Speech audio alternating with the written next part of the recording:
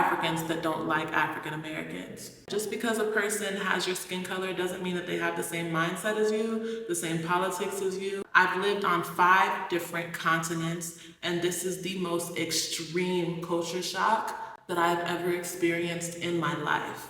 Hey everybody, welcome back to my channel. My name is Rochelle and I'm the founder of For the Culture. Today's video is going to be a get ready with me, and I'm going to be talking about the culture shocks that I have had after repatriating to Africa, okay? It's going to be real honest and raw and nitty gritty. I'm going to let you guys know right now, this is not going to be a fun, positive, feel-good video. This is going to be a real raw video, okay, of me talking about the major culture shocks that I've had after repatriating to Nairobi, Kenya. Also, don't forget to follow my TikTok and my Instagram. We have surpassed 120,000 supporters on all my platforms combined, and I'm super excited to continue to grow. I have also written an ebook called So You Want to Move Abroad, so that's going to be in the link in description. I know that a lot of people are wanting to move abroad now, especially because of the politics, and this is the perfect time to buy my ebook, which is actually a journal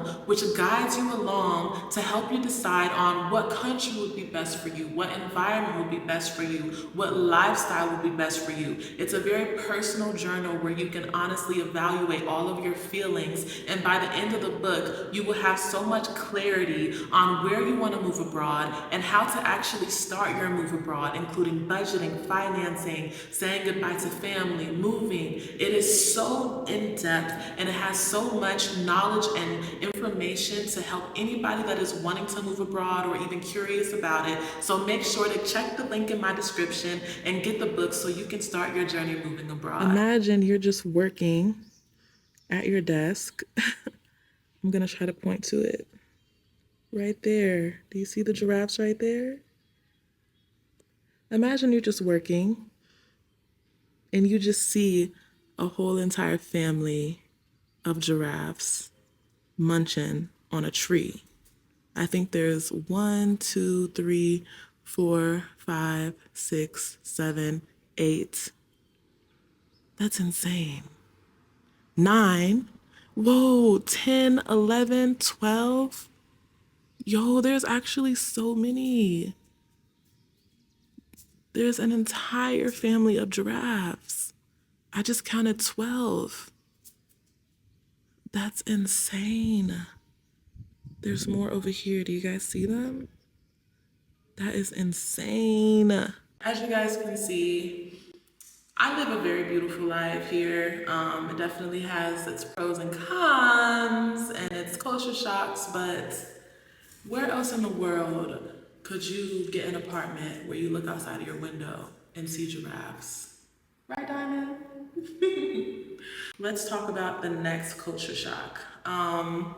Speaking of apartments and rent, the next culture shock for me would be the high cost of living in Nairobi, Kenya specifically, but I would also say that this applies just in a general sense. It could be multiple different cities that you move to where you might be very shocked just to realize that some prices could be similar to the United States, or sometimes even a little bit more than the United States, maybe because it was imported, maybe because you want access to something that is not very common in that area. So the culture shocks of the cost of living can hit you pretty hard as well. My first few months in Nairobi, I spent a lot of money on housing, and I don't even feel like I got my money's worth. A lot of the places had black mold. I actually ended up getting a respiratory infection due to the black mold. A lot of the places were just very small, especially like in the tourist bubbles.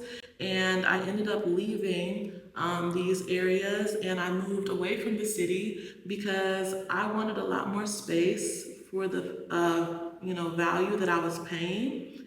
And so now I live just outside of Nairobi, and I'm really loving it. It's very peaceful out here. I get to see giraffes, of course, and My apartment is extremely spacious. You can probably hear an echo right now. I still have to buy furniture. I just moved here, moved into this apartment about a week ago. So I still have to buy a dining set and everything. It's empty as you can see, but I'm getting a lot more bang for my buck here. But the cost of living in Nairobi, especially in regards to housing, I just never really felt like I was getting my money's worth.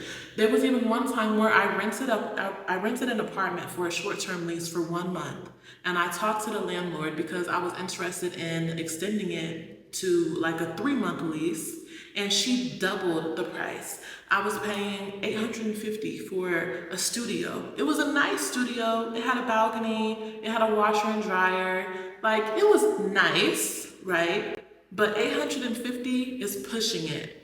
And then to try to double that just because it's the holiday season is insane. $1,400 per month for a studio in Kileleshwa. No, no ma'am.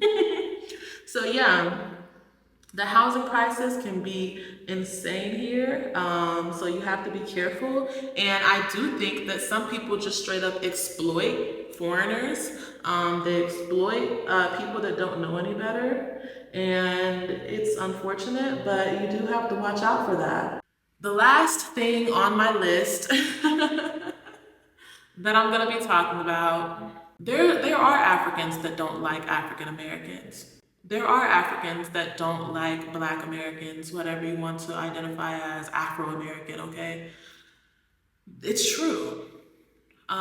It's not the majority, I don't think, but it happens. It's true.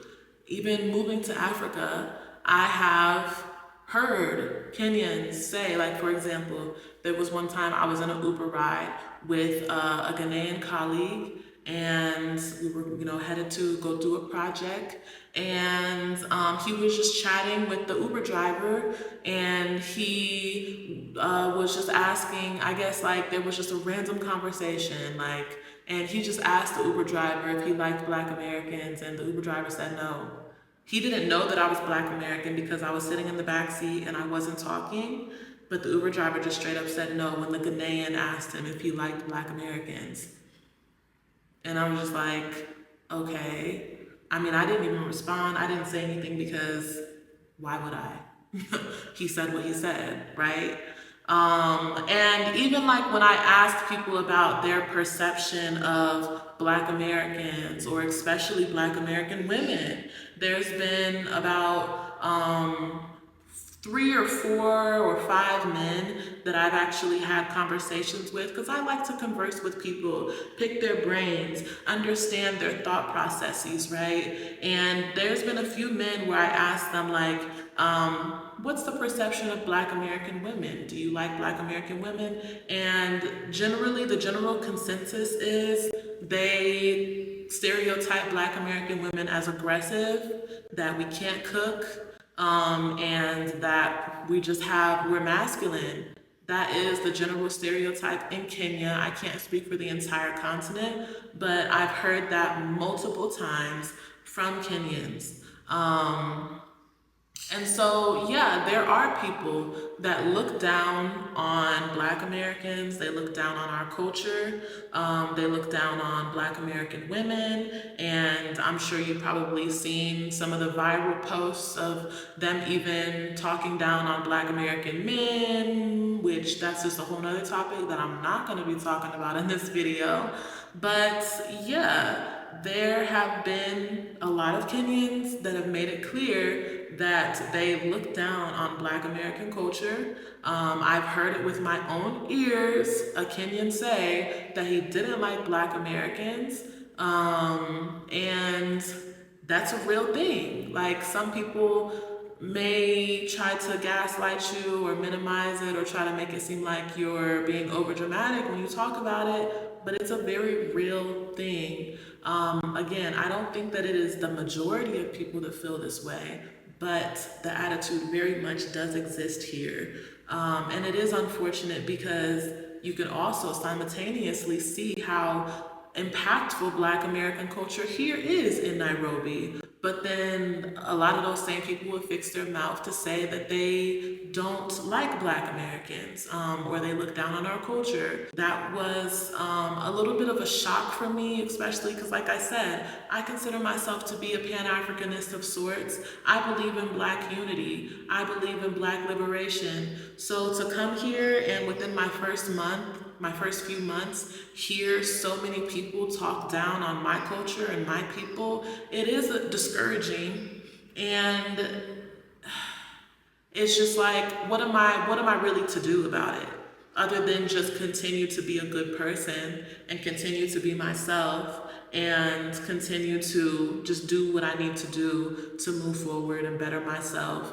I don't feel like it's my place to prove them wrong or to do all these theatrics to try to prove that I'm not this, stereotype that they're trying to put me in a box of.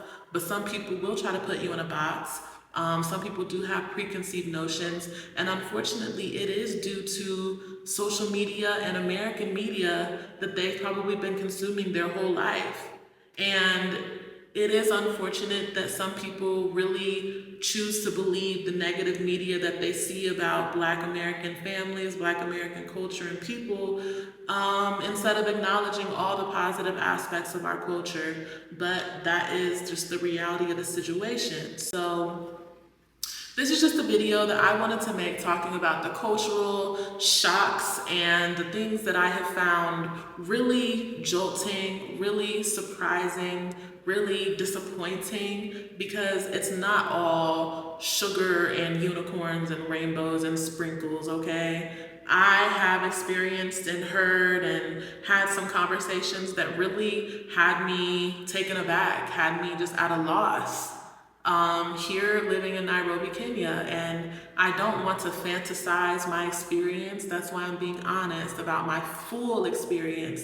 I've made so many videos about what I love about living here in Kenya, but it's not all sweet. So comment below.